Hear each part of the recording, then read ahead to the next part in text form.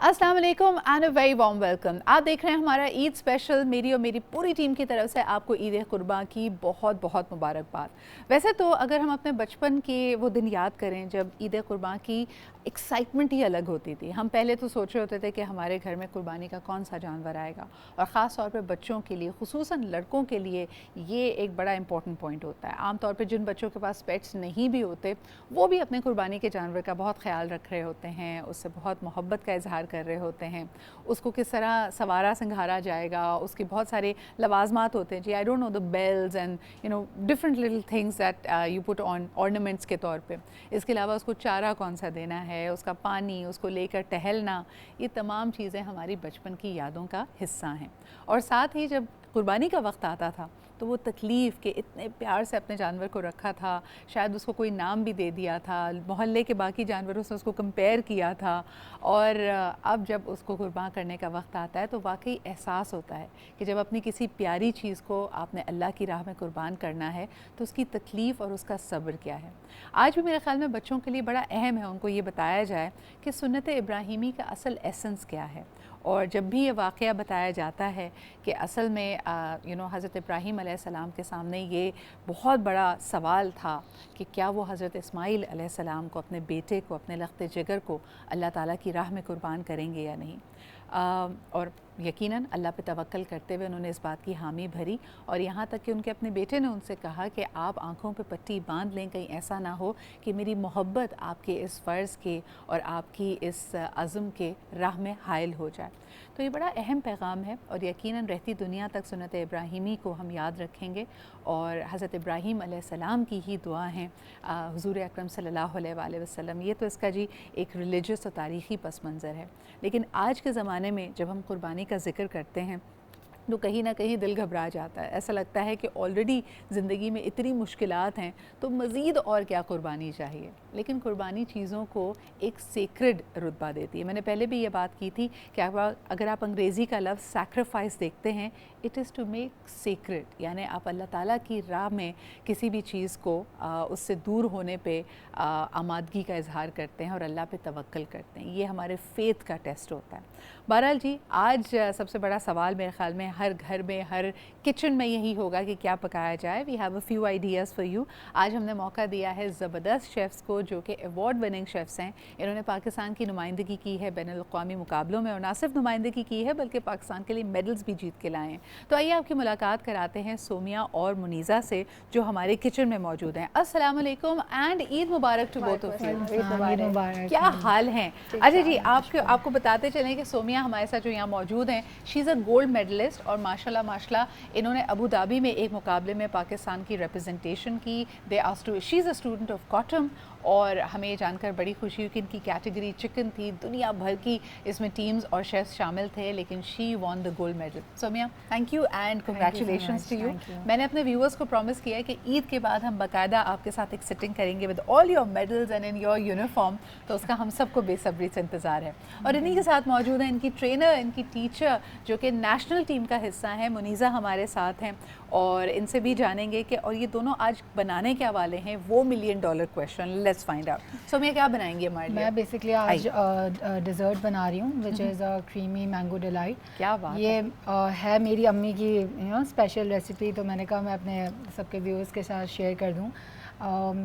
कुछ भी इतना मुश्किल नहीं है, बहुत बेसिक इंग्रेडिएंट्स है जो हमारे घर में सबके मौजूद होते हैं। क्या बात है, तो उससे आज जल्दी अच्छा, what I see already is of course यहाँ पे क्रीम मौजूद है। दो अलग तरह की क्रीम है ये? दैट्स अ डाइल्यूटेड क्रीम जो मैंने मिल्क के साथ थोड़ी सी डाइल्यूट कर ली, और वो नॉर्मल व्हिप्ड क्रीम है, थिक व्हिप्ड क्रीम है। इसके अलावा आपके पास मिल्क है, फुल क्रीम मिल्क है। अगर आप हेल्थ कॉन्शियस हैं तो आज मेरे ख्याल में छोड़ दें, आज फुल क्रीम मिल्क ही इस्तेमाल करें। इसके अलावा सवैयाँ नज़र आ रही हैं और मैंगो नज़र आ रहा है। ज़बरदस्त। आप क्या बनाने लगे मुनीज़ा? हम बनाने लगे हैं मसाला मटन चॉप्स। हाँ जी, क्योंकि कुर्बानी की बात हो और मीट ना हो ऐसा हो नहीं सकता। हाँ जी, जिसकी हमने मैरिनेशन की है। आप ओवरनाइट मैरिनेट करेंगे तो बहुत अच्छा रहेगा। आप इसे मैरिनेट करके रख दें लाइक ओवरनाइट। नेक्स्ट डे आप इसमें 1 कप वाटर डालें और इनको पकने रख दें। जल्दी से, क्योंकि हम ब्रेक की तरफ बढ़ते हैं और हम इसके स्टेप्स तो लोगों को बताते रहेंगे। मुझे बताएं मैरिनेट में क्या क्या डालना है? सबसे पहले हमने इसमें योगर्ट लेना है, जिसमें हम योगर्ट का जो पानी है वो हम रिमूव कर देंगे। तो आप स्ट्रेनर में योगर्ट को रखें और ताकि जो उसका एक्स्ट्रा वाटर है वो निकल जाए, क्योंकि जब मीट को मैरिनेट करते हैं तो हमें उसमें वाटर नहीं चाहिए होता। तो आप वो जो यानी दही को पहले जैसे मलमल के कपड़े में मलमल हम के कर ले कपड़े में, जाता अगर था। वो नहीं है तो स्ट्रेनर में रख लें, जो छन्नी होती है नॉर्मल चाय वाली, सही। तो उसमें से जितना भी पानी होगा वो निकल जाएगा। ज़बरदस्त। तो उसके आपने बाद गोश्त और दही लिया और जी। उसमें क्या डाला? उसमें हमने हरा धनिया और लहसुन और हरी मिर्चों का एक पेस्ट बनाया, वो डाला, रेड चिली फ्लेक्स और सूखा धनिया, पुदीना, इनको अच्छी तरह करके आपने डालना है। और गरम मसाला, नॉर्मल घर के मसाले हैं, कुछ भी ऐसा नहीं है जो आपको जाकर लाना पड़े, जो घर पे अवेलेबल है उसी से आप मसाले बिल्कुल कर ठीक। सकते अगर हैं। आप थक चुके हैं ऑलरेडी कुर्बानी की वजह से और सिर्फ गोश्त साफ़ करके you just want to get things done और कल दावत है, तो आज मैरिनेट कर लीजिए और उसके बाद जो अगले स्टेप्स हैं वो हम आपको बताते रहेंगे। अभी लेते हैं जी एक छोटा सा ब्रेक, किचन से निकलेंगे, मेहमानों को वेलकम करेंगे और जानेंगे कि उनकी बड़ी ईद कैसे गुजर रही है। तो हमारे साथ रहिए, देखते रहिए हमारा ईद स्पेशल।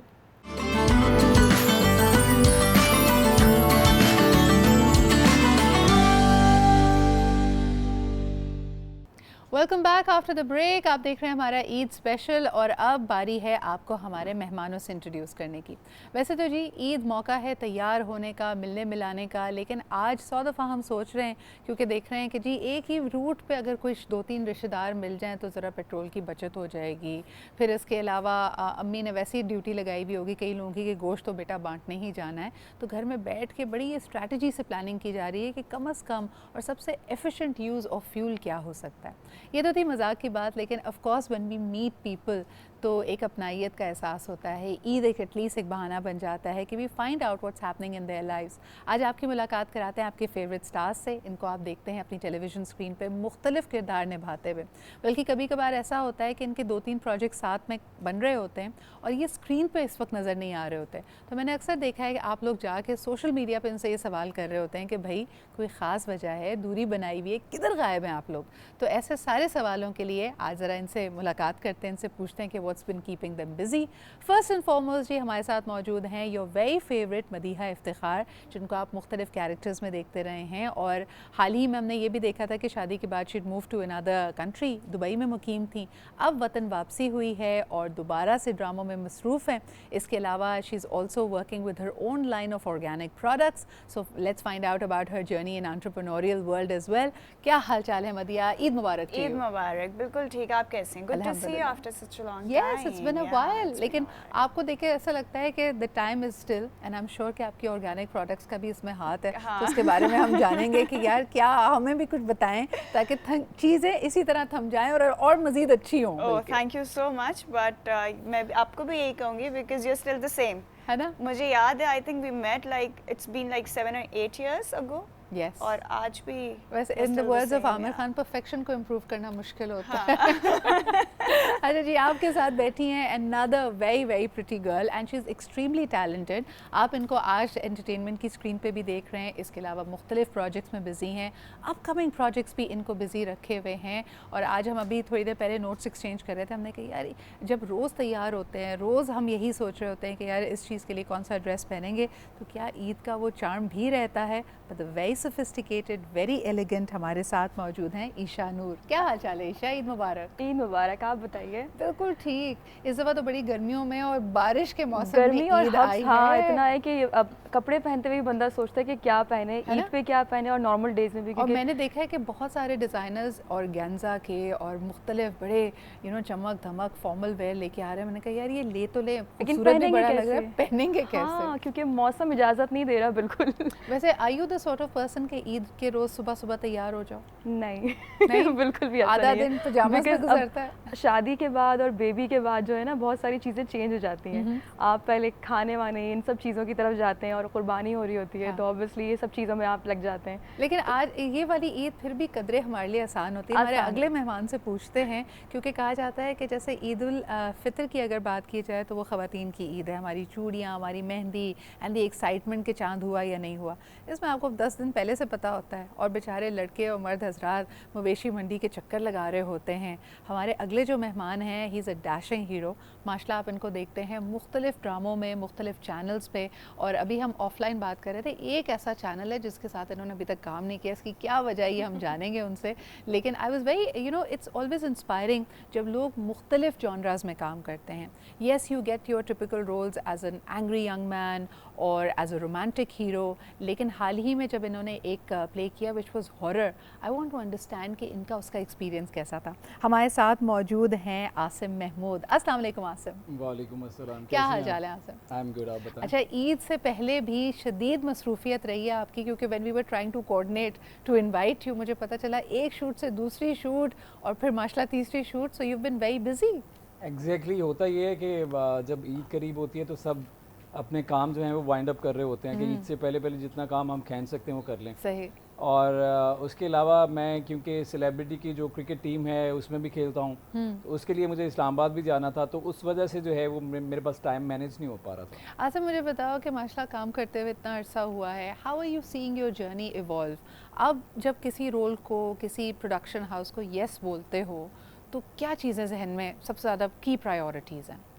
अच्छा, शुरू में तो ये होता था ऑब्वियसली कि स्क्रीन पे आना ही काफ़ी होता था कि यार चलो रिकग्निशन जो है वो हो जाए, लेकिन अब मैं सिर्फ़ और सिर्फ ये देखता हूँ कि मुझे हीरो बनने का शौक़ नहीं है। जो शक्ल से आप होते हो वो काफ़ी होता है, लेकिन ये है कि मुझे डिफरेंट कैरेक्टर्स करने का शौक़ है कि आप अगर एक प्ले कर रहे हो तो दूसरे प्ले में वो ना मिले। अनफॉर्चुनेटली यहाँ क्या होता है कि जब आप हीरो ही सिर्फ आ रहे होते हो, मेन लीड जिसको कहते हैं, उसके बाद इतना ज़्यादा मार्जिन होता नहीं है as compare to character artist जो होता है। सो मैं बस यही देखता हूँ कि मेरे लिए कुछ डिफरेंट करने को हो, तो सबसे पहला सवाल जो मैं अपने डायरेक्टर से करता हूँ स्क्रिप्ट को साइन करते वक्त कि इसमें कुछ डिफरेंट है करने को या सीधा सा है। हाँ। सो डिफरेंट हो तो मुझे बहुत मज़ा आता है करने में भी, क्योंकि उसमें आपका गेटअप भी होता है, आपको थोड़ा डिफरेंट वे में परफॉर्म करने का मौका मिलता है। मदिया, मुझे बताएं कि आपने तो थोड़ी सी you have lived abroad, of course it's a Muslim country as well, लेकिन अगर दुबई की ईद उल अज़हा और पाकिस्तान की ईद उल अज़हा का फ़र्क पूछूं तो मज़ा ज़्यादा कहाँ पे आता है और क्या मिस करती थी पाकिस्तान के बारे में? मज़ा तो पाकिस्तान में ही आता है ईद का। बेशक वो मुस्लिम कंट्री है, बट ऑब्वियसली एक्सपैट्स हैं वहाँ पे, और उनका कुर्बानी का स्लॉटर हाउस में जाके आपको करना पड़ता है। घरों में आप बकरे रख के उनको टेक केयर करना, या वो जो खुशियाँ होती हैं, अच्छा ये जैसे बचपन में खुशी लग रही है। अभी किसी भी खातून से पूछना, वो कहेगा कि घर की सफाई एक्स्ट्रा करनी पड़ रही है, एक्स्ट्रा, हाँ, सोचना पड़ रहा है कि इसको ज़िबा करेंगे तो उसके बाद सफाई कैसे होगी। आई थिंक अभी तक इतने सालों में शादी से पहले अम्मी अब्बू ही कुर्बानी देखते रहे, फिर वहाँ चली गई तो स्लॉटर हाउस में हो रही थी, तो इतना कोई हासिल नहीं हुआ क्योंकि पार्सल्स बन गए, देने थे दे दिए। यहाँ आए हैं तो my mother in law is taking care of it. और अब जो ये वाली ईद है, बेसिकली ये पहली बकरा ईद है which is without my father. So अम्मी को मैंने अभी अपने साथ कराची मूव किया है, सो आई थिंक ये वाली अब अम्मी ही देखेंगी। So I think I have been lucky कि मुझे अभी तक गोश्त और किचन और वो सफाइयों में इतना जाना नहीं पड़ा। बट वैसे अगर देखें तो रौनक पाकिस्तान में ही आपको मिलती है, चांद रात की भी, ट्रैफिक, लोग, वो रौनक है। एक नॉइस पोल्यूशन है आपका हर तरफ। बट मेरा इत्तेफाक हुआ था छोटी ईद पे, आई वाज इन दुबई, और मैंने देखा कि ऐसा लग रहा था कि everybody and their cousin was at the mall. यानी शायद उनके लिए वो होता है कि बस मॉल में चले जाओ, जरा घूमो फिरो, अच्छा सा कुछ खाओ। हम भी यही करते हैं, बट बहुत ऑर्गेनाइज्ड है, which I really like about Dubai is it's very organized. Even कोई भी इवेंट हो रहा हो, आपके बेशक घर के नीचे सामने स्टेडियम में भी हो रहा हो, तो हैसल नहीं है, आपकी लाइफ इफेक्ट नहीं होती, आपको कोई जहमत नहीं होती। बिल्कुल सही। तो ईशा, आप बताओ कि हमारे यहाँ भी ये सहूलतें आ गई हैं कि if you would like online आपने बकरा बुक कराया अपनी मर्जी का, तो और वो ज़िबा होके पार्सल्स में आ जाए, लेकिन हमारे अक्सर लोग कहते हैं यार मज़ा ही नहीं आया, ये तो पता ही नहीं चला कि वो एक शुरू से रिवायत बनी हुई है ना कि जिस तरह से कुर्बानी का जानवर लाना है, उसके टेक केयर करना है, तो उन सब चीज़ों को हमारे यहाँ बहुत इन्जॉय करते हैं। बेसिकली कल्चर हमारा यही है, और इस चीज़ को एंजॉय करते हुए आ रहे हैं बचपन से, तो फिर वो दिल नहीं मानता कि नहीं हम अपने सामने ज़िबा भी करवाएंगे, खुद छुरी फेरेंगे। इवन मैं भी यही करती थी कि मुझे खुद छुरी फिरवानी अपने सामने। तो जब तक बड़ी संगदिल थी आप ईशा, वरना आमतौर पे तो बच्चे और खवातीन कहती है कि ये नहीं देखा जाता हमसे। नहीं, एक शुरू से पेरेंट्स ने डाला हुआ है ना माइंड में कि नहीं कुर्बानी कर रहे हैं, और उसकी एक अपनायत सी हो जाती है जानवर से जब आप शुरू से लेकर आते हैं। हमारे में ये कि 15-20 दिन पहले आ जाता है, उसके बाद उसके ख्याल रखना। और लास्ट टाइम भी हुआ था, बारिशें हो रही थी, तो बारिशों में उसको ख्याल से ढाँप के रखना, सर्दी ना लगे, और एक अपनायत हो जाती है, उससे भी प्यार हो जाता है। और जब आंसू निकल रहे होते हैं ना कुर्बानी के वक्त, वही तो कुर्बानी है, वही तो उसका टेस्ट है उस चीज़ का, इसकी सेक्रीफाइस का। नहीं, और मैंने तो अक्सर देखा है कि बच्चे हमारे यहाँ तो बहुत ही मानूस हो जाते हैं, बल्कि उसके बाद उनके सामने जब उनको इन्वॉल्व करेंगे जी कुर्बानी का गोश्त बांटने जाना है, तो वो रोना धोना 2 दिन की उदासी अलग होती है। मेरी बहनें वो रोना शुरू कर देती हैं, मेरे अंदर ये चीज़ नहीं है, शुक्र। आप काफ़ी मजबूत अल्हम्दुलिल्लाह। आप क्या कहेंगे आसिफ? अक्सर तो ये डोमेन ही लड़कों का है, लेकिन हमने देखा है कि पाकिस्तानियों ने अजीब इसमें भी जिद्दत का इजहार किया है कि अगर गाय लेनी ज़रूरी है और ख़ुद सेकंड फ्लोर पे लेते हैं तो वो क्रेन से बेचारी लिफ्ट हो रही होती है। वो मनाजर देख के तो आई थिंक मेरा तो दिल दहल जाता है। आप क्या कहेंगे? अच्छा, वो एक सिर्फ मेरा ख्याल है कराची में ऐसा होता है, क्योंकि मेरा जो ओरिजिनली ताल्लुक़ है वो सियालकोट से है, तो वहाँ क्योंकि एक घर होते हैं तो वहाँ ऐसा कोई इशू होता नहीं है कि आप क्रेन से लेके जाएं या किस तरह से भी। सो कराची में अपार्टमेंट सिस्टम है तो इस वजह से वो होता है, लेकिन इट्स रियली डेंजरस। मैं काफ़ी सारी वीडियोस देखता हूँ, सोशल मीडिया पे आती हैं कि वो गाय गिर गई या कुछ ऐसा हो गया, सो इट्स रियली पेनफुल। तो मेरा ख्याल है कि आपके थ्रू बल्कि मैसेज भी यही जाएगा हमारे लोगों को कि कुर्बानी का जज्बा है, तो जिस तरह बात की जा रही थी कि ख़ास ख्याल रखें कुर्बानी के जानवर का, और ये कोई इनोवेशन नहीं है। और फ़ायदा क्या कि उसको आप पहले चोट पहुँचाएँ और फिर उसकी कुर्बानी करें, तो वो मेरा नहीं ख्याल कुर्बानी उस वे में कबूल होती है, क्योंकि नीयत का जो है वो बहुत बड़ा फैक्टर होता है कि आपकी नीयत क्या है करने की ना, तो इस बात का ख्याल रखना चाहिए। आसिम, वैसे क्या बड़ी ईद के लिए अक्सर सियालकोट वापस जाते हैं या ईद कराची में ही गुजरती है, और शहरों में क्या फ़र्क आपने देखा ईद के हवाले से? नहीं, मेरी कोशिश होती है कि मैं चला जाऊं अपने माँ बाप के साथ, बहन भाइयों के साथ गुजारूं ईद, लेकिन कई दफ़ा ऐसा होता है कि आपका जो शेड्यूल होता है वो इतना बिजी होता है कि आप नहीं जा पाते। और अब तो माशाल्लाह से पेट्रोल इतना महंगा हो गया है कि आप बाय रोड जाने का भी नहीं सोच सकते कि चलो गाड़ी पे चले जाते हैं। 100 दफ़ा सोचते हैं, आप कहते हैं यार इतने का तो शायद जहाज़ का टिकट भी आ जाएगा। जहाज़ का टिकट सस्ता है उससे। सो ये है कि फ़र्क अगर आप देखें तो फ़र्क मुझे कोई ख़ास नहीं लगता। जज्बा तो यहाँ पे भी वैसा ही है जहाँ सियालकोट में जैसा होता है, सिर्फ मैं जो डिफरेंस बता रहा हूँ कि वो जो क्रेन वाला सिस्टम है वो वहाँ पे नहीं होता। लेकिन एक चीज़ मैं ओवरऑल फील करता हूँ, बेशक वो सियालकोट हो, लाहौर हो, कराची हो, इस्लामाबाद हो, वो पहले वाला जो जज्बा होता था बीइंग ए किड भी, वो अलग बात है कि अब मैं बड़ा हो चुका हूँ, लेकिन अब मैं आजकल के बच्चों में भी वो जज्बा नहीं देखता जो पहले हम में होता था कि इस तरह से बकरे को या गाय को पहले से लेके आना बहुत होती थी ना। सो मेरा ख्याल है उसकी बहुत बड़ी वजह महंगाई है कि हमें पहले फिक्र नहीं होती थी कि यार अगर 20 दिन पहले भी हमारे घर में 1 महीना पहले बकरा आता था, 1 महीना पहले बकरा या बकरे जो भी हैं, तो हम वो उनके साथ खेलते थे, ग्राउंड में लेके जाते थे ये वो, और इतनी फिक्र नहीं होती थी कि यार उसको जो चारा डालना है उसका खर्चा कितना होगा। अब तो आप चारा भी लेने जाओगे तो एग्जैक्टली, तो वो फैक्टर बहुत ज़्यादा है। इस वजह से जो है वो हमारी जो रवायात हैं वो उससे दूर होते जा रहे हैं। और शहरों के मिजाज में, लोगों के मिजाज में आपने कोई ख़ास फ़र्क नहीं देखा? आपको लगता है कि सब एक जैसे हुए? नहीं, ऐसे नहीं है। अगर आप ओवरऑल वैसे बात करें तो वो यहाँ की लाइफ बहुत बिजी है। मेरा अब दिल नहीं लगता सियालकोट में, क्योंकि मैं बहुत एक्लेमेटाइज हो चुके हैं आप कराची, सब तेज है। वहाँ पे ऐसा लगता है कि बस वहाँ लेजी हो जाता हूँ मैं जाके, आई डोंट नो। अब मुझे ऐसा लगता है कि मैं यहाँ हूँ तो मैं बेकार हूँ। नहीं, आप बिल्कुल सही कह रहे हैं। जो कराची आता है, एक तो कराची खुली बाहों से सबका इस्तकबाल करता है और उसके बाद कराची का ही होके रह जाता है। इस पर ज़रा बात भी करेंगे कि वाकई जब आप शुरू में जब आते हैं किसी और शहर से तो आपको मिजाज कराची का, इसकी पेस बहुत फास्ट लगती है। इस पर बात करेंगे अपने तमाम ही मेहमानों से, और बल्कि शेफ़ से भी पूछेंगे कि वहाँ क्या सूरत हाल हो रही है और हमारी रेसिपीज़ कहाँ तक पहुँची हैं, एक छोटे से ब्रेक के बाद।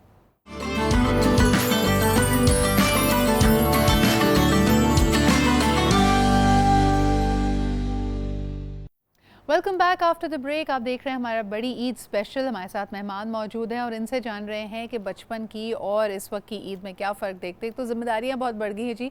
पहले वही बात कि ईद के कपड़ों की या कुर्बानी के जानवर की हम सिर्फ फरमाइश करते थे, उसकी कीमत क्या है, महंगाई कितनी है, इससे हमारा कोई सरोकार नहीं होता था। लेकिन अब जब ये सारी मैथ्स खुद करनी पड़ती है, बल्कि मल्टीप्लिकेशन खुद करनी पड़ती है, तो चीज़ें काफ़ी दूध का दूध और पानी का पानी हो जाता है।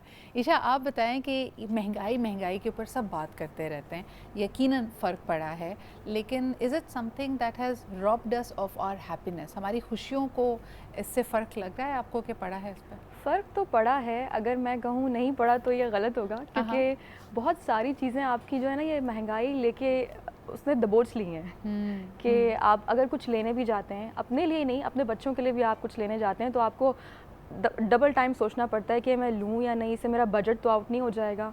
बहुत सारी चीज़ों में, एक तो पेट्रोल की ही वजह से, जैसे देख लें आप दिन ब दिन मिलना मिलाना, हम ये कह रहे थे ना कि अब 100 दफ़ा बंदा सोच रहा है कि किसी के घर जाए नहीं जाए, अभी कल तो गए थे, ऊपर से उसको मल्टीप्लाई आप माइंड में ही कर रहे होते हैं कि आप इतना फेयर लग जाएगा, इतना पेट्रोल लग जाएगा, तो अभी तो गए थे तो इसको हम ड्रॉप कर देते हैं, नेक्स्ट वीक चले जाएंगे। तो अब इस दफ़ा तो हमारा बस नहीं चल रहा कि हम कोई एक बाइकिया या कोई हमें वारे आ जाए तो हम किसी की रिस्पॉन्सिबिलिटी कारपूलिंग करके एक साथ निकल जाए सारे। ले लेनी चाहिए। जिम मेंबरशिप कैंसिल करें, साइकिल ले लें और सारे काम उस पे कर लें। बिल्कुल सही है। मदिया, खाना पकाने का शौक है? शौक नहीं है लेकिन पकाती हूँ। शौक नहीं है लेकिन शौक देती हैं। हाँ, पकाते शौक दे देती हूँ, लेकिन खाना तो आता ही है बनाना, बट ऐसा नहीं है कि बहुत I am fond of cooking, I am not. मतलब घर टेस्ट में अच्छा है। हस्बैंड को भी शौक है? Is he a foodie? He is a foodie. तो फिर आप कैसे मैनेज करते हैं? बस उसके पसंद के सब आती हैं चीज़ें, वो मैं बना लेती हूँ, बट जब बनाती हूँ तो उसको अच्छा लगता है, अदरवाइज ऑर्डर भी हो जाता है, तो इस तरह चलता है। And how has life changed for you after your marriage? देखें, आपने तमाम अदवार देखे, you have tasted popularity, fame at such a young age. आप माशाल्लाह were doing great work, फिर उसके बाद पाकिस्तान से बाहर मूव किया, एक और ज़िंदगी का फेस देखा। क्या चीज़ आप समझती हैं कि ख़ास तौर पे लड़कियों को, ख़वातीन को फ्लेक्सिबल बनाती है so that they can go through all these motions with ease? सदरा, आई थिंक एक तो शादी बहुत जल्दी नहीं करनी चाहिए, लाइक यंग एज में, कि आप टीन्स में और आपने शादी कर ली ये सोच के साथ साथ बड़े हो जाएंगे, हो जाएगा। जब बड़े हो रहे होते हैं, जब वो फेजेस, डिफरेंट फेजेस हैं, टीन्स में आप कुछ है, 20s में आप कुछ है, 30s में आप कुछ है। तो टीन्स में आपको लगता है बस ज़िंदगी जो है वो यही है, प्यार मोहब्बत है, करियर को आप देख नहीं रहे होते। 20s में आपको लगता है क्या करियर देख लेते हैं, दैट्स रियली इम्पॉर्टेंट। जब वहाँ करियर की चीज़ आती हैं, लड़की के लिए भी आती हैं, लड़के के लिए भी आती हैं, वहाँ पे आपके रिलेशनशिप में क्रैशेस आते ही आते हैं। लेटर ऑन 30s में आप आ रहे हैं, आप करियर ओरिएंटेड हो गए, औरतें कहती हैं यार आदमी टाइम नहीं दे रहा, आदमी कहता है औरत टाइम नहीं दे रही। Don't you think this is also a double edge sword? जैसे जैसे आप बड़े होते हैं तो आपकी चॉइसेस बड़ी पुख्ता होती जाती हैं, चेंज होती तो रहती है। आपके लिए अ लॉट ऑफ पीपल से कि शायद 20s में डिसीजन लेना आसान था। आसिम, पीपल से 30s में और मुश्किल हो जाता है टू से येस टू वन प्रॉस्पेक्ट। आप क्या कहते हैं? ये मेरा ख्याल है ये सारा दारोमदार होता है आपकी एज पे, कि अगर आप 20s में हैं तो ऑब्वियसली आप उस वक्त तकरीबन माँ बाप की जिम्मेदारी होते हैं, और जब आप 30s में पहुंच चुके होते हैं तब आप अपनी जिम्मेदारी कम अज़ कम, या अपनी वाइफ की अगर आपकी शादी हो चुकी भी है तो वो आप उठाना शुरू कर देते हो। तो ऑब्वियसली फिर जिम्मेदारियां भी बढ़ती हैं और फिर आदतें भी चेंज होती हैं इंसान की। जो चीज़ें पहले आपको बहुत लाइट लग रही होती हैं वो बाद में बहुत आप सीरियस लेके चल रहे होते हो। So this is it. Isha, आपने क्या चेंज महसूस किया in the two phases of life? यही रिस्पॉन्सिबिलिटी की बात जो भी आसिम ने की कि रिस्पॉन्सिबिलिटीज सबकी आंखों में आंसू आ गए सोच के, पहले क्या हमारी केयर फ्री जिंदगी होती थी, हमने क्या कर लिया आपके साथ? आई थिंक केयर फ्री अभी भी है। पॉइंट ये है कि बस जिंदगी एंजॉय करके शादी करो, ताकि फिर आपके बैक ऑफ द माइंड ये ना हो कि हमने कुछ किया नहीं। वो जो पेरेंट्स कहते हैं ना शादी के बाद कर लेना, लेट देम डू। लड़कों को भी लड़कियों को भी उनको एंजॉय करने दें। 20s में या लेट 20s में शादी जो ये होता है ना कि सबसे पहले शादी कर दो, ये नहीं होना चाहिए। पेरेंट्स का भी माइंडसेट थोड़ा चेंज होना चाहिए कि भाई अपने बच्चों को एक फ्री आप चांस दें कि आप जो करना चाहते हो करो, पढ़ो, आप लाइफ में जो बनना चाहते हो बी कॉन्फिडेंट और करियर ओरिएंटेड। लेकिन खास तौर पे अगर शो बिजनेस की बात की जाए, पहले लोग समझते थे कि अगर खास तौर पे जो लड़कियां हैं, जो लीड कैरेक्टर्स हीरोइंस आ रही हैं, अगर उनकी शादी हो जाएगी तो उनके बारे में शायद परसेप्शन चेंज हो जाएगा, लोग फिर उनको as a young heroine accept नहीं करेंगे। लेकिन अब we see young women getting married और वो उनके करियर पे भी असरअंदाज नहीं होता। तो ये इतना बड़ा शिफ्ट कैसे आया है? ये शिफ्ट आई थिंक ये एक तो दौर चेंज हुआ है, 2022 है, उसके हिसाब से भी हम कह सकते हैं। और लोगों का माइंडसेट इसलिए चेंज हो गया है कि आप ओवरऑल देख लो ना दुनिया भर में कि हर कोई इसी तरह काम कर रहा है। लाइक हॉलीवुड ले लो, बॉलीवुड ले लो, या हमारा पाकिस्तान, शादी के बाद भी लोग अच्छा काम कर रहे हैं। इवन हमारी इंडस्ट्री में भी मदिया हैं, मैं अपनी लॉट की बात करूंगी, मेरे साथ फातिमा हैं और भी सारी लड़कियां हैं। शादी करके भी काम कर रही हैं माशाल्लाह, बच्चे हो गए उसके बाद भी काम कर रही हैं, तो ये चेंज आया है ओवरऑल। अच्छा, लेकिन इनसे पूछेंगे कि आमतौर पे तमाम ही प्रोफेशनल ख़वातीन से पूछा जाए तो वो कहती हैं कि भाई बैलेंसिंग एक्ट बहुत मुश्किल हो जाता है। जब आप सिंगल हैं तो शायद आप पे इतनी ज़िम्मेदारी नहीं है, बच्चे नहीं हैं, तो आपने सिर्फ अपनी रूटीन मैनेज करनी है। With kids it becomes difficult, और ख़ास तौर पे किचन की जिम्मेदारियाँ, क्योंकि हमारे यहाँ समझा जाता है कि आप कोई भी काम कर लें, आप दुनिया में रॉकेट चला लें, लेकिन जब आप घर वापस आएंगी और घर में खाना नहीं पका हुआ तो ये आपकी जिम्मेदारी है। आज भी बहुत सारी ख़वातीन ईद का दिन भी किचन में गुजार रही हैं, इंक्लूडिंग आवर शेफ्स। तो आइए ज़रा उनसे जानते हैं कि उनकी रेसिपीज़ कहाँ तक पहुँची हैं। हाँ जी, तो एक तो बन रहा था हमारे यहाँ मैंगो डिलाइट, जो कि बड़ी सिंपल रेसिपी है। उसमें मैं अभी देख रही हूँ कि दूध गर्म हो रहा है और इसमें सवैयाँ भी हैं। वो दूध गर्म हो गया था, मैंने इसमें सवैयाँ डाल दी। अब वो कुक हो रहा है, ये हो जाएगा तो फिर इसको हम ठंडा करने रखेंगे एंड देन क्रीम ऐड करेंगे और मैंगो चंक्स ऐड करेंगे। अच्छा, यानी इसके अंदर शुगर भी डाली है? जी, शुगर मैंने इसमें डाली है बिकॉज ज़ाहिर मीठा है तो ऑब्वियसली नीड दैट, तो मैंने इसमें शुगर ऐड किए। अभी हो जाएगा ठंडा, फिर इसके बाद मैं इसमें क्रीम। सो मेरा रूल ऑफ थंब क्या है, क्योंकि हम देखते हैं कि मैंगोज़ की अगर बात की जाए तो उसमें थोड़ी सी खटास भी हो सकती है, तो गरम गरम अगर दूध में डालें दूध फट तो नहीं जाएगा? नहीं डालना, ठंडा करने के बाद डालेगा, बिकॉज उसमें एक होता है एलिमेंट ऐसा, तो वो दूध फट जाएगा, आपका पूरा डेजर्ट। बिल्कुल सही है। तो कितना ठंडा, रूम टेम्परेचर या फ्रिज? नहीं, फ्रिज में रखने के बाद आप इसमें क्रीम ऐड करेंगे और इसमें आप मैंगोज़ ऐड करेंगे। बिल्कुल सही है, और बड़ी ज़बरदस्त मुझे ऐसा लग रहा है पुलाव की सी खुशबू आ रही है, और ये मेरे ख्याल में गोश्त पक रहा है और इसके तमाम मसाले।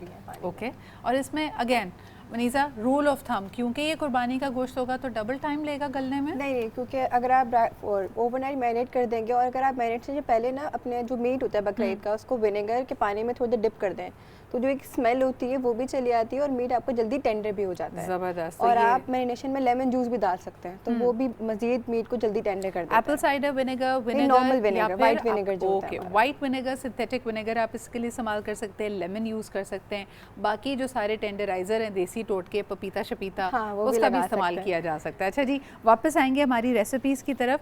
आसिम, 8 साल का अरसा तुम कराची में गुजार चुके हैं, are you still a pulao person और are you now a biryani person? नहीं, मैं दोनों खाता हूँ, लेकिन पर्सनली मुझे पुलाव अच्छा लगता है। आप सियालकोट से हैं ना? नहीं, it's not because of Sialkot. मैं मेरे घर में भी बिरयानी बनती है सियालकोट में। देखिए, पंजाब में बिरयानी नहीं बनती। नहीं बनती है, मेरी अम्मी बनाती है। मगर वो कराची का टेस्ट पुलाव जैसी सियालकोट में भी बहुत अच्छी बिरयानी मिलती है, सेम लाइक जैसे कराची में। कराची बिरयानी का मुझे थोड़ा सा ये होता है कि वो थोड़ी स्पाइसी होती है, मैं स्पाइसेस कम खाता हूँ, मतलब पर्सनली, तो वो स्पाइसेस की वजह से मुझे बिरयानी बहुत पसंद नहीं है। तो फिर आप कराची में कैसे सरवाइव कर रहे हैं 8 साल में, अगर आपको स्पाइसेस नहीं? मैं खाता हूँ, मतलब पसंद होना और खाना दोनों अलग सरवाइव करना एक अलग चीज पे होते हैं, और तो किसी खानी ऐसी जगह पे पड़ती होते है हैं जहाँ से कुछ नहीं मिलने वाला, तो वहाँ से बिरयानी जरूर मिलती है। अच्छा, मैंने तो सुना था कि शूट पे अब बिरयानी नहीं, अब तो बड़े हेल्थ फूड आते हैं, तो आपने कोई हेल्थ फूड नहीं साइन अप किया? आपके लिए 4 पपीते, 2 सैलेड, नहीं आता फ्रूट सैलेड? मैं खुद मंगा लेता हूँ। मैं नहीं खाता ये घास फूस।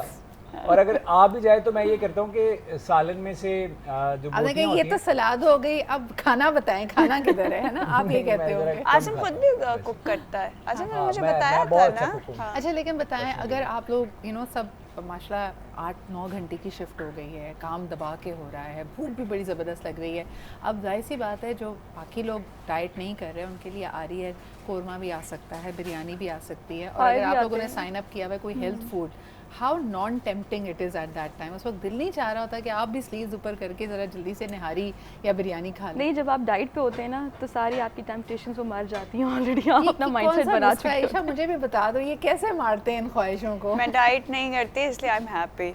मैं हर चीज खा रही हूँ। हमारी जो शिफ्ट है वो 12 घंटे की है, 8 घंटे की नहीं है। तो इसमें 2 दफ़ा खाना आता है या एक ही दफ़ा खाना आता है? एक दफ़ा खाना और एक दफ़ा रिफ्रेशमेंट। ईशा, आप क्या कहती हैं कि डाइट पे जब होती हो तो सबसे इफेक्टिव टिप बताओ यार, क्योंकि कई लोगों ने अपनी डाइट को आज पॉज किया हुआ, कहा होगा यार ईद के बाद करेंगे जो करना है, तो ईद के बाद वो क्या करें, बताएं आप ज़रा। पानी, सबसे ज़्यादा पानी। एक तो आप पानी पिएं, जब आप डाइट कर रहे हैं ना तो आपको जब भी भूख लग रही है, कुछ अंदर से फीलिंग आ रही है कि ये खा लो वो खा लो, पानी पी लें आप 1 गिलास भर के, तो वो एक भूख जो होती है ना आपकी, वो ऑलरेडी थोड़ी सी दिलासा, ऑल इज वेल, हाँ, ऑल इज वेल वाली एक दिलासा थपकी मिल जाती है। हाँ, बिल्कुल सही है। तो और इसके अलावा आप अगर अभी ईद की बात करूं तो रोटी, अगर आप डाइट पर हैं तो रोटी आप ना खाएं। Isha, did you struggle with weight specially after having a kid? Baby के बाद थोड़ा सा ये कि थोड़ा सा नहीं काफ़ी वेट गेन किया था। हाँ। तो मैंने अभी ऑलरेडी 8 kgs मैंने लूज़ किया है। वाओ। बट ये कि और अभी ये और पानी फार्मूला से? नहीं पानी नहीं, ये है कि ये carbs गाड़ी वगैरह- पानी पे चलती है? नहीं, ये गाड़ी पानी पे नहीं चलती, मैं सिर्फ टिप दे रही थी। अच्छा हाँ, तो फिर आपने क्या किया? क्या आप तमाम टिप्स दें ना, बताएं। तमाम 8 tips के लिए- kgs माशाल्लाह एक अच्छा ट्रांसफॉर्मेशन नहीं, है। वर्कआउट भी किया है। वर्कआउट के साथ साथ ये है कि आपकी डाइट पूरा प्लान एक वो लेके चल रही हूँ मैं, तो उसके हिसाब से लाइक मैंने कार्ब्स बिल्कुल छोड़ दिए हैं। चावल नहीं, मीठा नहीं। और मीठा तो मेरी ज़िंदगी में वैसे ही बहुत कम है, मैं ऑलरेडी मीठे की शौकीन नहीं हूँ, तो बहुत कम हल्का फुल्का, वो भी अपने बेबी के साथ। अच्छा मुझे बताएं, क्योंकि जब- ये प्रेशर या ये जो इतनी कमिटमेंट थी लूज वेट करने की, ये हेल्थ रीजंस की वजह से थी, अपने आप को जैसा देखा है उस तरह मेंटेन करना थी, या आपको लगता है कि कुछ आपकी इंडस्ट्री का प्रेशर भी था कि यार काम नहीं मिलेगा, या अपनी पसंद का काम नहीं मिलेगा, या अपने आप को स्क्रीन पे मैं खुद देख के खुश नहीं होंगी, so I need to do something हाँ, अबाउट ये वाली चीज़ थी कि मैं अपने आप को देख के खुश नहीं थी कि मेरी जो पिक्चर्स या मैं स्क्रीन पे जैसी नज़र आ रही हूँ, तो मैं सेटिस्फाइड नहीं थी कि मैं जैसी पहले नज़र आती थी मुझे वैसे ही होना है। हाँ, तो बिल्कुल इस वजह सही से अदरवाइज़ कोई ऐसा प्रेशर नहीं था। काम भी माशाल्लाह ये है कि अल्हम्दुलिल्लाह बहुत काम है कि अगर आपको वो काम नहीं मिल रहा तो ऑलरेडी वैसे भी बहुत काम कर रहे हैं आप। सही। लेकिन ये कि अपने आप को फिट रखने के लिए और हेल्दी रखने के लिए इसलिए वेट लूज़ किया। और ये वाले मसाइल मदिया के तो कभी थे ही नहीं, तो मदिया इस मदिया गुफ्तगू तो को सुन ही evergreen है, नहीं शुरू रही से है मैं कि इनको हाँ, ऐसे ही कौन देख लोग रही है जिनका वजन बढ़ता है। कौन लोग लेकिन हैं? मदिया आपको लगता है कि ये प्रेशर रियल है कि if you are a little overweight तो you will not get the nice offers, अच्छे रोल नहीं आई मिलेंगे? डोंट थिंक सो कि ये अब मीडिया में रह गया। पहले होता होगा कि ज़ीरो वेट पे करना होता था, लेकिन अब हर तरह की कास्टिंग हो रही है। तो हाँ, आपको मेंटेन खुद को वैसे रखना बहुत ज़रूरी है, लाइक अपनी स्किन, अपने बाल, अपनी बॉडी इतनी मेंटेन रहे कि स्क्रीन पर आप अच्छे आएँ, तो ऑडियंस जो आपके फैंस हैं वो अट्रैक्ट होते हैं। तो वो आपकी because you are a trend setter या इन्फ्लुएंस करते हैं आप लोगों को, तो वो उस इन्फ्लुएंस में आके वो चीज़ें भी आगे कंटिन्यू करते हैं। तो मेंटेन रखना ज़रूरी है। उसमें हेल्दी डाइट तो नेचुरली आती ही आती है। और उसमें सब चीज़ें आती हैं, उसमें हाँ। आपकी नींद पूरी होनी चाहिए, आप अपनी स्किन पे ग्लो लाना चाहते हैं तो आपके न्यूट्रिएंट्स, विटामिन्स होने Exactly. चाहिए, उसकी थोड़ी देखभाल, हर चीज़ हाँ। केयर मांगती है। And who better to reiterate that than our wonderful guest Madiha. It was a pleasure to have Same you here, here. Sadra. Isha, Asim, thank you so much. एक दफ़ा फिर मेरी तरफ से आप सबको ईद की बहुत बहुत मुबारकबाद. Thank you. I Thanks hope for this having Eid brings us. you a lot of blessings and Ameen. abundance and all the joys that you've wished for. Thank you so इसी के much. साथ जी हमें इजाज़त दीजिए, एक छोटा सा break लेते हैं, वापस आएंगे एक नए पैनल ऑफ गेस्ट के साथ और रेसिपीज़ को भी अगले मोड़ तक लेके जाना है। और आप बिल्कुल ना समझे कि इनको हम कुछ खिलाए पिलाए बगैर भेज रहे हैं, हम सब माशाल्लाह दावत खा के जाएंगे यहाँ से। लेकिन अभी लेते एक छोटा सा break, will be right back.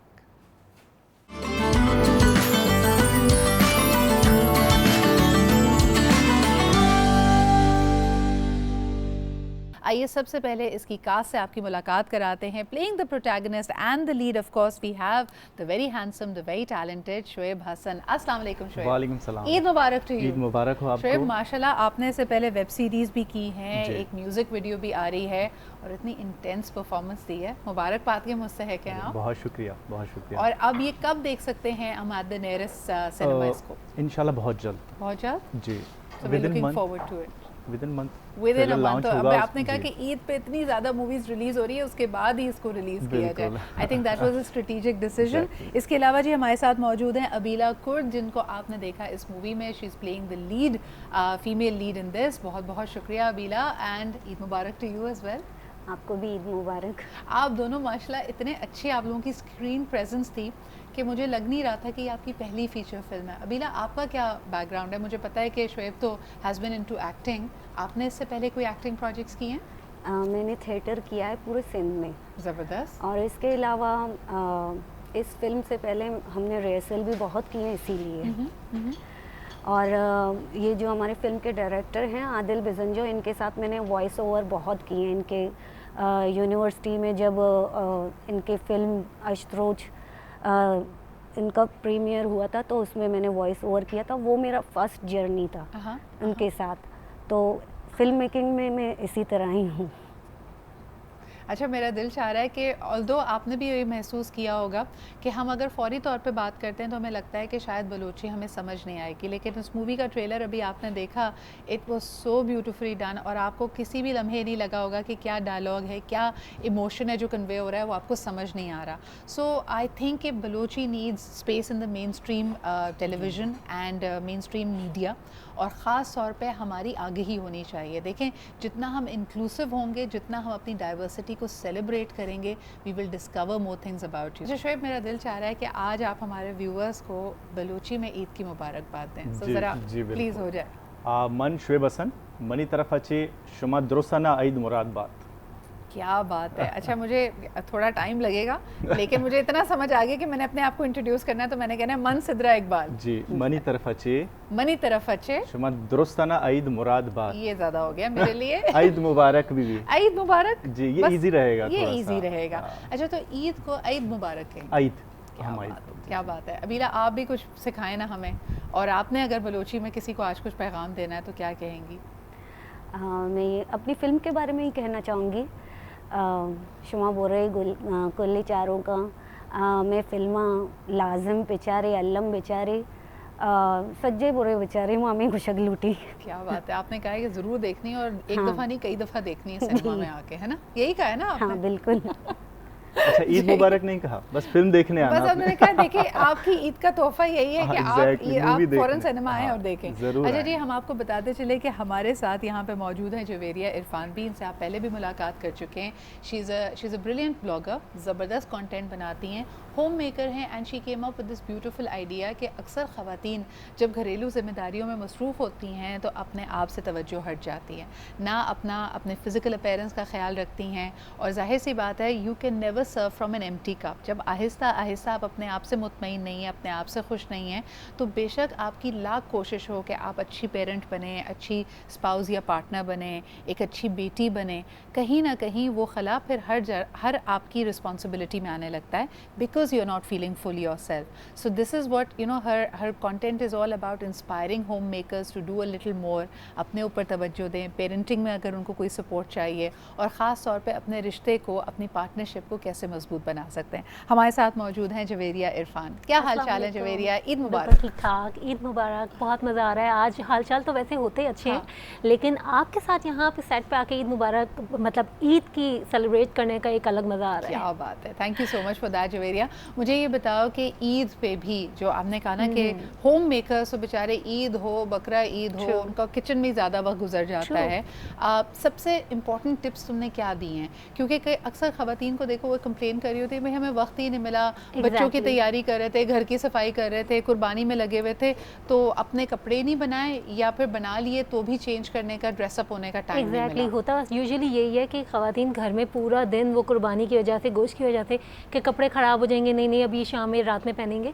सो वो पूरा दिन जो वो एक उनका घर में रात में जब आप चेंज करके जाती हैं तो वो तो बाहर जा रही होती हैं, दूसरों के लिए तैयार हो रही होती हैं. लेकिन जो आपके घर वाले होते हैं, जो आपके हस्बैंड होते हैं, वो तो आपको पूरा दिन ऐसे होलिये में देख रहे होते हैं कि उनको खुद भी उकताहट हो जाती है समटाइम्स.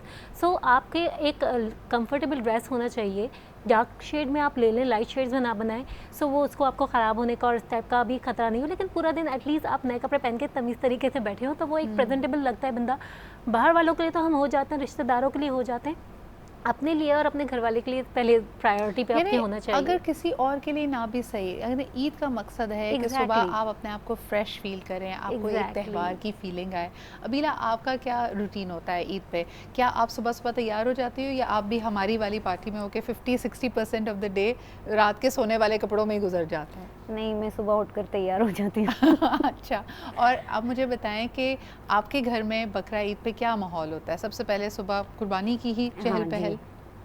सुबह कुर्बानी की चहल पहल, इसके बाद लोगों का आना जाना, मेहमानों का, आपस में एक दूसरे के साथ ईद मिलते हैं, क्योंकि हम एक ही जगह रहते हैं सारे. सही. तो आना जाना रहता ही है. बिल्कुल सही. अबीला, मुझे बताएं कि आपका क्योंकि बचपन लियारी में गुजरा है, लियारी में क्या समा होता है बकरा ईद पे? और ख़ास तौर पे अगर मैं पूछूं कि जैसे मुख्तलिफ़ पकवान हैं, कोई मखसूस पकवान जो बहुत पसंद हो और आपको पता है कि जी बकरा ईद से तो मंसूब यही है? जी बिल्कुल. मुझे जो बकरा ईद में एक इंतज़ार होता है ना, कब बकरा ईद आए, वो मैं, मेरे लिए बहुत ही फेवरेट डिश है. हम उसे कहते हैं बृत्तगी गोश्त। दोबारा बताइएगा। बृत्तगी गोश्त। बृत्तगी गोश्त। और जी। ये क्या स्पाइसी होता है, ये किस किस्म का होता है बताइए। ये सिंपल गोश्त होता है, जैसे आप लोग नमकीन गोश्त बनाते हैं, हम इसमें सिर्फ फैट होता है और गोश्त। वाह, ये तो सुनने में ही काफ़ी हाई कोलेस्ट्रॉल लग रहा है। जी। तो आपको बनाना आता है? नहीं, मुझे बनाना नहीं आता, आपको लेकिन सब मुझे खाना पता आता है है। मेरी तरह? जी, वेरी गुड, बिल्कुल। Very good. शोएब, आपको क्या पसंद है बकरा ईद पे? आपको भी बृत्तगी गोश्त पसंद है? आपके यहाँ बनता है?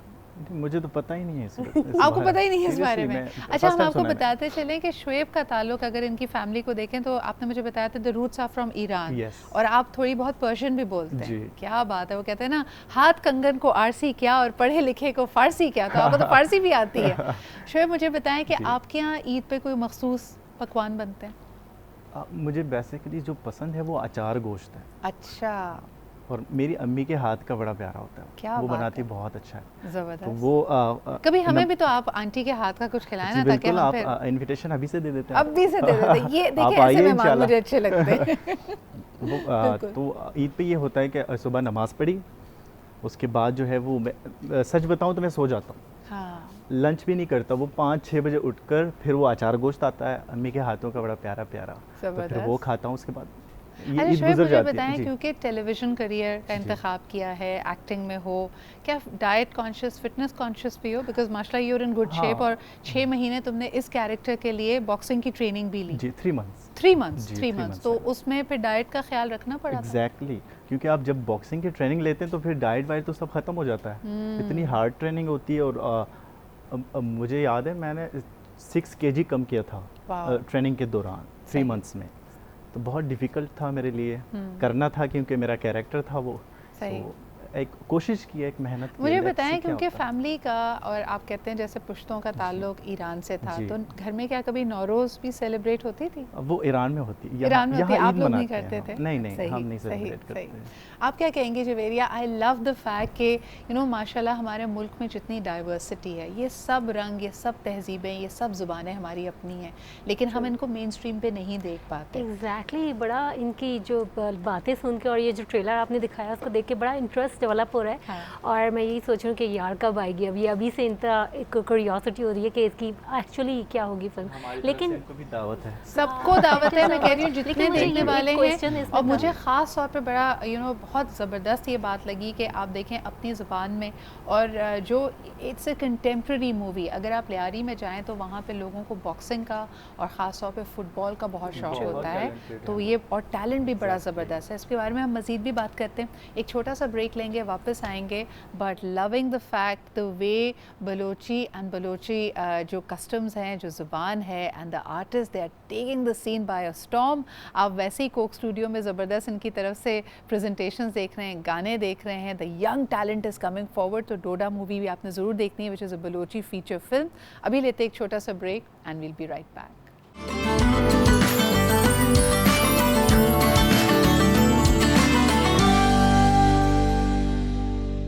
जी जनाब, वेलकम बैक। आप देख रहे हैं हमारा Eid special. And what is Bakra Eid without पकवान। तो आइए ज़रा चलते हैं हमारे किचन में, जहां बन रहे थे काफ्ता कबाब और नमकीन गोश्त। कौन सा गोश्त? Mutton chops. मटन चॉप्स बन रही थी, तैयार हैं। और मटन चॉप्स की सबसे बेहतरीन बात लगती है जिसके ऊपर खूबसूरत सा हरा मसाला होता है, हरी मिर्चें होती हैं। अगर मैं आपको टेम्प्ट नहीं करी तो मैं और क्या कर रही हूँ। मैंने, अगर अभी तक आपने कुछ ज़बरदस्त सा नहीं पकाया है, चेक आउट द रेसिपी। काफ्ता कबाब भी हैं और मीठा भी है। यानी बहुत सारे लोगों को लगता है यार कि बकरा ईद पे मीठा नहीं बनाना चाहिए, बिकॉज ये मीठी थोड़ी है, लेकिन मीठे के बगैर कोई भी मील कंप्लीट नहीं है। क्विकली बताइए, हमने लास्ट इसमें ये किया था कि दूध के साथ सवैयाँ करके फिर उसको हमने ठंडा कर लिया था। उसमें एंड फिर मैंने क्रीम ऐड की थी, डाइल्यूटेड क्रीम थी, मैंने उसको मिल्क के साथ डाइल्यूट कर लिया था, सही, वो ऐड किया था। और मैंगोस मैंने चॉप क्यूब करके रखे थे, वो डाल दिए थे। एंड देन बिल्कुल। उसको ठंडा फिर आप सर्व करें। अच्छा, मुझे सच सच बताएं, क्योंकि आप लोगों को तो सिखाया भी जाता है ना कि पकाते पकाते टेस्टिंग भी करनी है, पता होना चाहिए जायका कैसा है। तो यहाँ जितना बनता है उसका कितना 1/4 तो फिर टमी में चला जाता होगा ना टेस्टिंग टेस्टिंग इज़ लाइक कि आपको सिर्फ चेक करना होता है कि सॉल्ट एंड शुगर और सब लेवल है या आ रही कहते हैं। तो सब यही हैं, हम भी जब पकाते हैं तो कुछ ना कुछ तो हम कहते हैं तो टेस्ट कर रहे हैं, नहीं, लेकिन वो थोड़ा से बहुत बिल्कुल। थोड़ा बहुत टेस्ट। थोड़ा बहुत कर लेते हैं। अच्छा आप जल्दी से बताएं, आपने उस वक्त तक तो मैरिनेशन तक मुझे बताया था, फिर क्या किया हमने? उसके बाद जो हमने मैरिनेशन की उसमें हम 1 कप वाटर डालेंगे और अपनी मटन चॉप्स को बॉईल होने रख देंगे। जब क्या उस बात। मसाले में ग्रेवी बन जाएगी फिर हम चॉप्स अलग कर लेंगे, उनको फ्राई कर लेंगे और फ्राई करने के बाद पहले चॉप्स और ऊपर से मसाला और फिर हरा मसाला डालेंगे अपना। ठीक है। और अगर जिनको ये स्पाइसी वही वाला मसाला जो आपने कहा था जी, जी। उसके बाद जब फ्राई किया, कई दफ़ा ये जूसी नहीं रहती। मुनीज़ा कोई टिप दो कि जब हमने इसको बॉईल कर लिया और उसके बाद जब ये फ्राई होती है ना, कभी कभार it becomes very leathery. Actually हमने ओवर कुक नहीं करना, जब हम मीट को Okay. ओवर कुक करते हैं तो उसका मॉइस्चर चला जाता है। तो हमने जो योगर्ट यूज़ किया हमने उसी के पानी में पका के बिल्कुल थोड़ा सा ऊपर से वाटर डालना है। सही। तो आप इसे ओवर कुक नहीं करें, जब आप ओवर कुक करते हैं तो आपके मीट से जो है वो मॉइस्चर चला जाता है। या तो आप ओवर कुक करते हैं या आप जल्दी जल्दी के चक्कर में आप फ्लेम बढ़ा देते फ्लेम हैं। बढ़ाते हैं और एक्स्ट्रा हम स्पून चला रहे होते हैं तब भी जो वो मीट के टेक्सचर है वो ख़राब हो रहा है। सही। और जब आपने फ्राई करना है तो ऑयल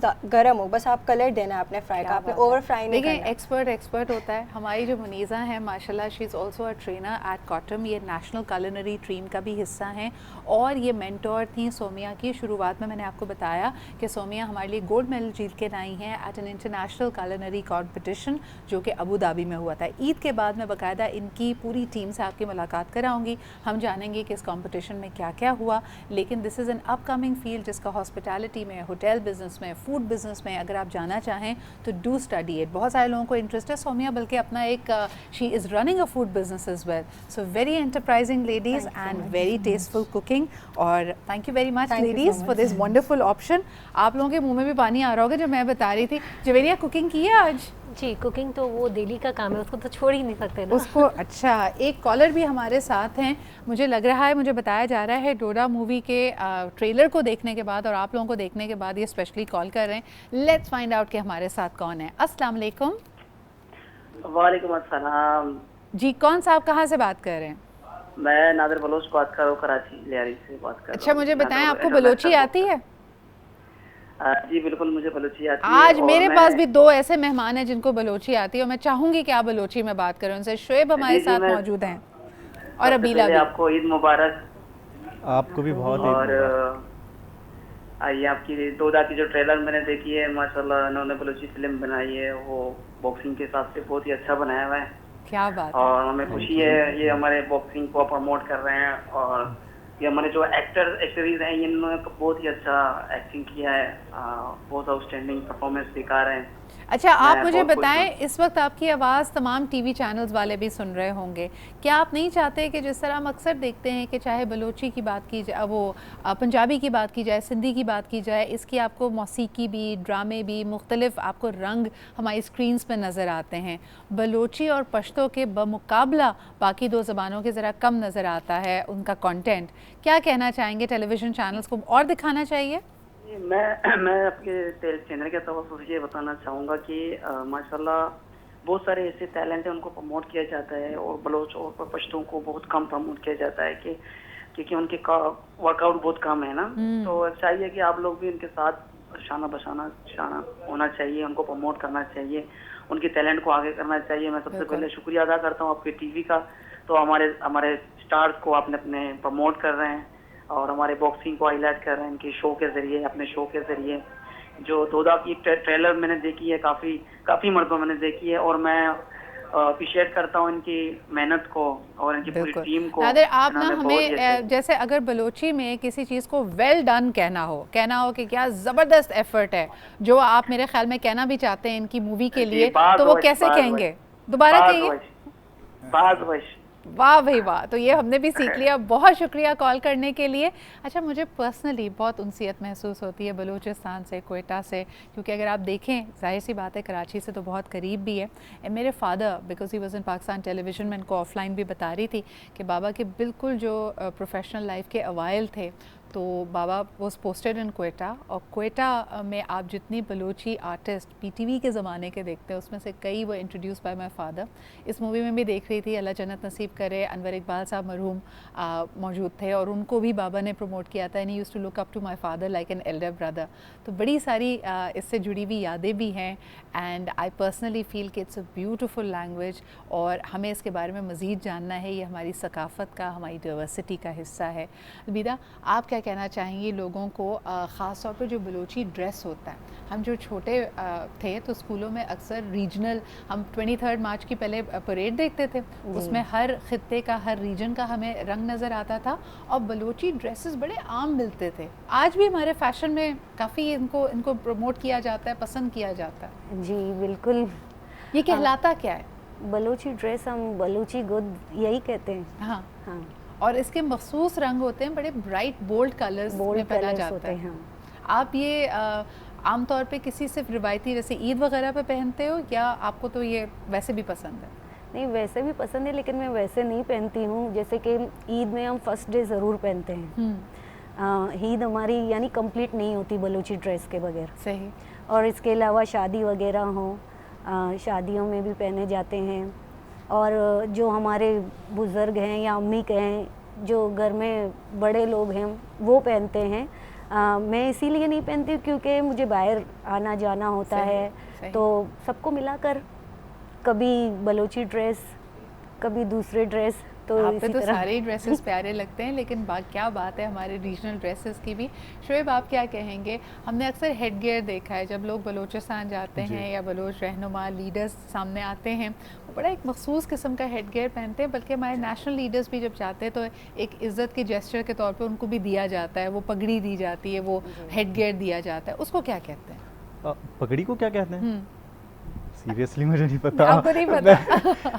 हाँ, मुझे लगता है इस शो के बाद बलोच बहुत मारने वाले हैं। नहीं मारेंगे बिल्कुल नहीं। पाग पाग कहते हैं हाँ, उसको। पग होता है, वो ट्रेडिशनल लिबास होता है। घेर वाली शलवार होती है, जो बड़ी शलवारें होती हैं वो हम कहते हैं कि घेर वाली शलवार। हाँ। वो होता है। और नीचे चवट जी। क्या बोलते हैं उर्दू में? चवट। उर्दू में क्या कहते हैं? खेड़ियाँ कहते हैं जी। वो चवट बोलते हैं। तो बहुत ही बड़ी खूबसूरत लिबास है। हाँ। और वो पहनते ही इतना एक जोश और एक जो होता है अपनी एक रॉयल्टी वाली फ्लेवर आता है ना उसका, यानी आपको एक पावर का, एक अपने खास तौर पे अपनी सकाफत पे फख्र का एहसास होता है। एग्जैक्टली। तो ये बहुत पावरफुल चीज़ें हैं। इस लिबास को पहनते ही बस सुपरमैन बन जाते हैं। क्या बात है, क्या बात है। अच्छा, मुझे बताएं क्या उम्मीदें वाबस्ता हैं इस मूवी से? इसकी प्रमोशंस आज जारी हैं, हमारे थ्रू भी लोगों को पता चला, क्या कहना चाहेंगे व्यूअर्स? देखें, हमने तो बहुत मेहनत की है। हमने 4 साल लगाए इस फिल्म को बनाते हुए सीरियसली। और मुझसे मैंने तो ट्राई किया था। सीरियसली बताऊं, इस फिल्म के पीछे जो जितनी भी मेहनत है, जितने भी ख्वाब हैं, जितने भी सपने देखे हैं बंदे ने, वो है आदिल बिजंजो जो इस फिल्म के डायरेक्टर हैं। उनके जदोजहद से ये फिल्म बनी है और उनकी कोशिशों से ये फिल्म सिनेमा में लगने वाली है। ये हमारी ज़बान के लिए बहुत बड़ी बात है और ये एक बहुत बड़ी रिस्पेक्ट है हमारी ज़बान के लिए कि हमारी फिल्म जो है वो सिनेमा में लगने जा रही है। एब्सोल्युटली। कभी ऐसा नहीं हुआ, फर्स्ट टाइम है ये।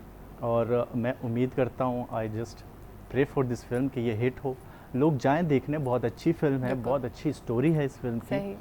और आई होप के लोग पसंद करें इस फिल्म को। इंशाल्लाह ताला बिल्कुल पसंद करेंगे। बल्कि आपको बताएं कि एक बड़ी लेगेसी भी है, बलूचिस्तान की एक लेगेसी भी है सिनेमा गोअर्स की। मुझे याद है, और आज मुझे भी याद आ रहा है अनवर अंकल का क्लिप देखने के बाद, कि वो बताते थे कि बलूचिस्तान में सबसे बड़ा ओपन एयर, जिस तरह ड्राइव इन सिनेमा होता था ना, उस तरह का ड्राइव इन सिनेमा था।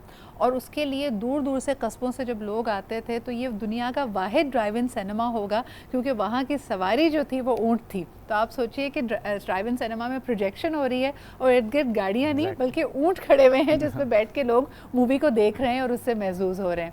सो यकीनन आई थिंक फॉर एंटरटेनमेंट अपनी ज़बान और उससे जो एक तरह से आप उससे वाबस्तगी का इजहार कर सकते हैं, जो आप रिलेटेड फील करते हैं, वो मज़ा ही कुछ और है। And wishing the movie all the best. हमारी गुफ्तगू इनसे जारी रहेगी, ईद का मौका है। एक छोटा सा ब्रेक लेते हैं and we'll be right back.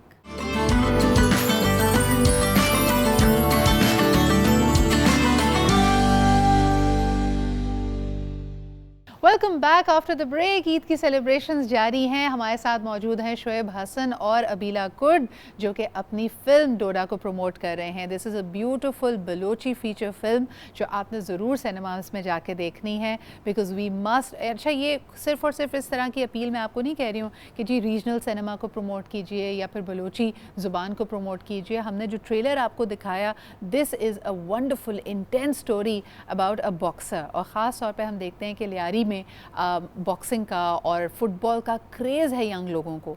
लेकिन जब आपके पास वसाइल कम हो, जब आपके पास जिस तरह हम सब के लिए इस वक्त रोज़गार इम्पॉर्टेंट है, हमारी आमदन इम्पॉर्टेंट है, तो पैशन कहीं बहुत पीछे रह जाता है। जो स्पोर्ट्स का शौक़ है, ख़ास तौर पे एक ऐसे एथलीट के लिए जिसके पास फाइनेंशियल डिफ़िकल्टीज़ हों, प्रॉब्लम्स हों और ज़िम्मेदारियाँ हों, वो इन सब चीज़ों से कैसे निकलता है। I think that is what I find most attractive about this story. Javeria, आप क्या कहोगे? हमारे इर्द गिर्द कितने सारे टैलेंटेड लोग हैं। या तो अगर ख़वातीन की बात की जाए, शादी कर देते हैं, सोशल प्रेशर्स हैं, अपने शौक़ को परसू नहीं कर पाती। इसी तरह अगर आपके पास फाइनेंशियल ज़िम्मेदारियाँ हैं, आप एक बच्चे से कहें कि यार इम्पॉर्टेंट ये है कि तुम कमाई करके लाओ, अपने खेल कूद के लिए या पैशन के लिए वक्त नहीं। कितना बड़ा जुल्म है ये। बहुत ज़्यादा अब नेगेटिव उसके तरफ जाता जा रहा है, क्योंकि एक तो फास्ट पेस हमारी लाइफ हो गई है। लाइक कराची सिटी बहुत ज़्यादा फास्ट पेस हो गया कि आप अपने लिए तो टाइम निकालना ही मुश्किल होता है, उसमें आप फिर अपनी हॉबी के लिए टाइम निकालो, वो और ज़्यादा डिफिकल्ट हो गया। लेकिन जब कोई वसाइल इस तरह के आपको मिले ना, एक ज़रा सी भी अपॉर्चुनिटी मिले, तो वो एक मतलब अंधेरे में रोशनी की किरण का काम करती है। तो दैट्स अ ग्रेट मतलब आइडिया कि एक उनको अपॉर्चुनिटी ख़वातीन इसको एज अ रीज़न बनाती हैं कि वक्त नहीं है, या शादी के बाद हमें वो माहौल नहीं मिला, हस्बैंड की तरफ से सपोर्ट नहीं है। हॉबी पहले अच्छी भली पेंटिंग करती थी कोई लड़की, किसी को ग्लास पेंटिंग का शौक़ था, सिंगिंग का शौक़ था, but they leave it all behind. मेरा ख्याल है कि ये एक जो है ना अपने आप को दिलासा देने वाली, अपने आप को बहाना देने वाली बात होती है। अगर आप स्टार्ट करना चाहें तो आप घर बैठे एक आजकल तो सोशल मीडिया पे आप मतलब विदाउट एनी इन्वेस्टमेंट अपना यूट्यूब चैनल बना लें, अपने जो है इंस्टाग्राम पे पेज बना लें, वहाँ पे आप अपनी चीज़ें डालते रहें और खुद लोग जो है आपको अप्रोच करना स्टार्ट कर देता है। It's a very easy thing these days. मुझे लगता है अहम ये है कि अपने ख्यालों में भी या अपनी सोच में भी अपने आप को तरजीह दें। आप मजबूत कितने हैं, आप अंदर से अपने लिए और अपने पैशन के लिए कितना ज़्यादा मजबूत हैं। जितने ज़्यादा आप अपने ऊपर मजबूत होंगे ना, उतना ही ज़्यादा आप अपनी हर चीज़ को फोकस दे सकते हैं। लाइक जितनी भी काम हो, आप अपने बच्चों को तवज्जो देते हैं लाजमी कि वो प्रायोरिटी हैं, अपने घर को तवज्जो देते हैं, वो आपकी प्रायोरिटी है। पैशन को हम इसलिए बोलते हैं तो यार ठीक है कर लेंगे कभी, तो वो आपकी प्रायोरिटी में कभी नहीं आता। जब आप उसको एंथुसियास्टिकली लेके चलते हैं ना, तो टाइम खुद ब खुद निकल आता है। एब्सोल्युटली।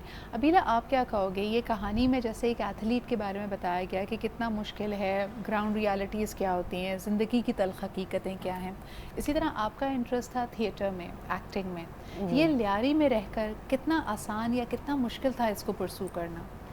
मेरे लिए बहुत ही आसान था, क्योंकि फैमिली सपोर्ट थी। जी, ज़बरदस्त। और इसके अलावा अगर आप एथलीट्स की बात करें तो मैं लियारी में जो गर्ल्स एथलीट्स हैं अब बहुत ज़्यादा हैं जी, पहले नहीं थे। मुझे बहुत शौक़ था बचपन से एथलीट्स यानी स्पोर्ट्स का, तो मैं यहाँ से नाज़माबाद जाती थी। वाओ। आपने यानी अपने शौक़ को, अपनी हॉबी को, अपने इंटरेस्ट को परसू किया जी। लेकिन अच्छी बात ये कि आपके पास फैमिली की सपोर्ट थी। लेकिन मैं देख रही थी एक सीन शुएब इसमें ये था कि वो बोलता है बाकायदा कि ये क्या तुम बॉक्सिंग में फंस गए हो, पैसे की तरफ कमाओ, अपनी कमाई पे, रोज़गार पे तवज्जो दो। ये प्रेशर मेरे ख्याल में हर एथलीट ने फेस किया है कि उसको लोग कहते हैं कि खेलने कूदने से क्या मिलेगा, कोई काम धंधा करो। बिल्कुल ऐसा है। हाँ, लियारी में स्पोर्ट्समैन, बॉक्सर्स, फुटबॉलर्स बहुत टैलेंट है, लेकिन उनके पास रिसोर्सेज नहीं है। सही। उनके पास वो स्पॉन्सर्स नहीं है कि उनको आगे लेके आएँ, उनको हाईलाइट करें।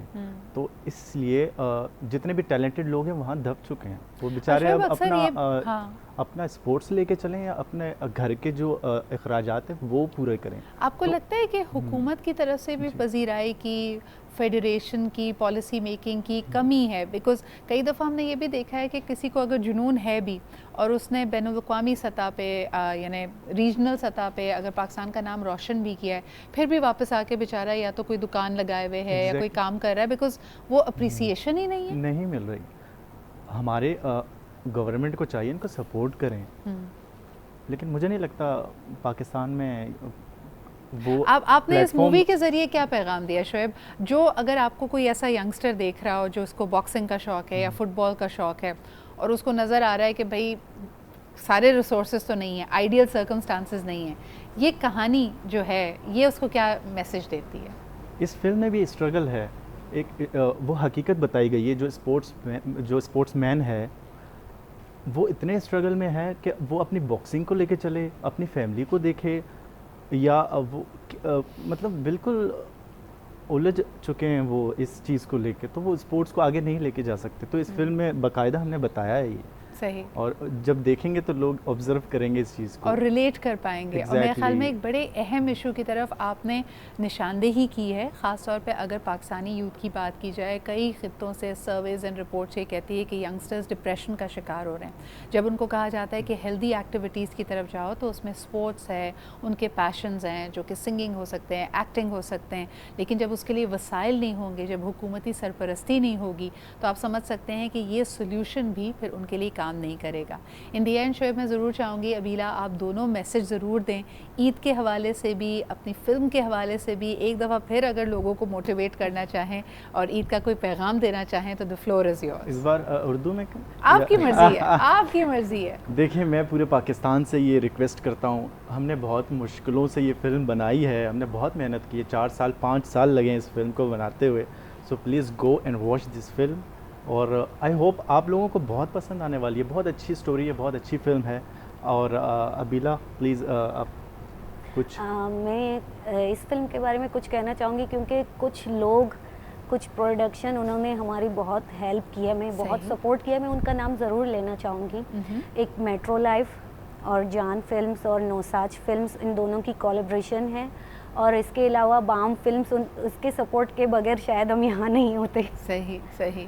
और अबीला मैं यहाँ पे ये ज़रूर कहना चाहूँगी कि जिस तरह आप लोगों ने इसके लिए बहुत मेहनत की है, we will give it complete support. आपने बस हमें डेट और टाइम बताना है जब ये हमारे सिनेमाज़ में आए।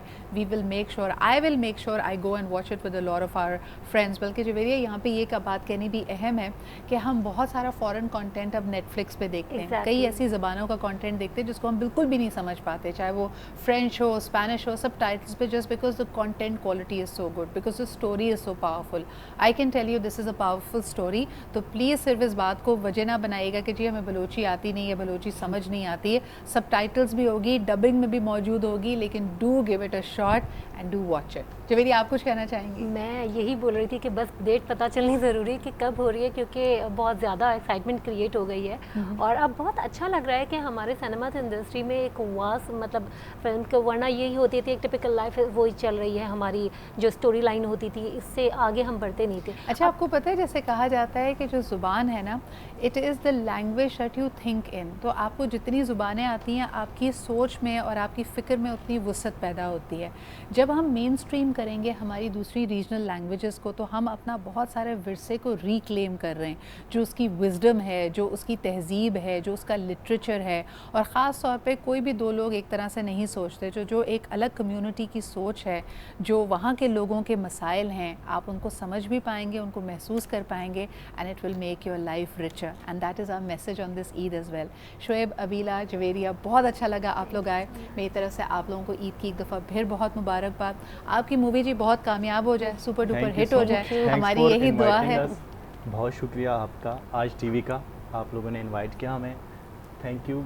It is a pleasure to have you here। जिस तरह मैंने कहा कि apart from the movie as well, अल्लाह में आपकी सारी ख्वाहिशें पूरी करे and make this day a beautiful day for you and for all our viewers as well। अगर आप कहीं पे भी हैं और आप किसी भी परेशानी में घिरे हुए हैं, हमारी दुआ है कि ये ईद आपके लिए ना सिर्फ आज के दिन बल्कि आने वाले पूरे साल खुशियाँ ही खुशियाँ लेकर आए। And whatever you wish for, जिस चीज़ के लिए भी आप जद्दोजहद कर रहे हैं, उसको आपके हक़ में बेहतर बना दे। इसी के साथ हमें इजाज़त दीजिए, दुआओं में याद रखिएगा। आपसे जल्दी दोबारा मुलाकात होगी in our regular morning show. अपना बहुत ख्याल रखें, खुदा हाफ़िज़।